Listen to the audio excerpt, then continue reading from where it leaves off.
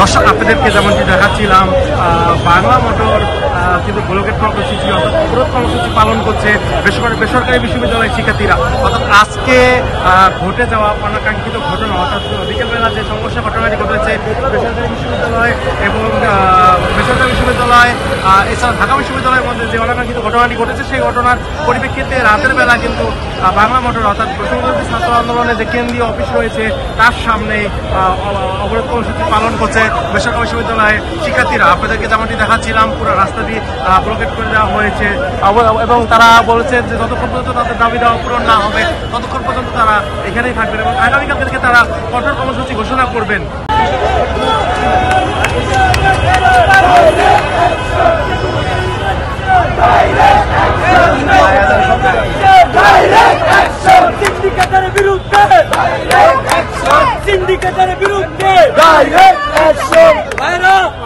আজকে আপনারা জানেন এই বৈষম্য বিরোধী বাংলাদেশ যে বিনির্মাণ হওয়ার কথা ছিল সেখানে ঢাকা বিশ্ববিদ্যালয়ের কতিপয় শিক্ষার্থীরা সেই বৈষম্য ধরে রেখেছে।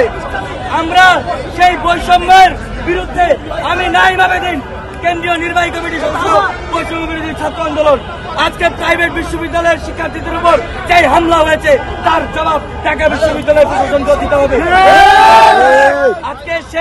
আজকে শেষ কথা বলছি, সবাই শুনেন।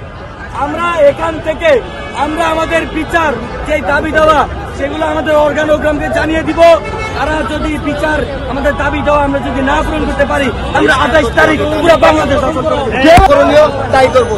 যদি আমাদের সাথে তারা বসে তাহলে আমার যে বোনরা যাদের বন্ধুরা হাত করেছে তাদের সুষ্ঠু বিচার করতে হবে এবং আমরা আমাদের কথা একবারে ক্লিয়ার, আমাদের সাথে প্রাপ্যবোধ সবার সাথে সবার প্রাপ্যবোধ বুঝাই দেওয়া মিটা এবং আমাদের লাইফ সিকিউরিটি মেনটেন এবং আমাদের লাইফ সিকিউরিটি ইনশিওর করে দেন তাদের যা করা করবে।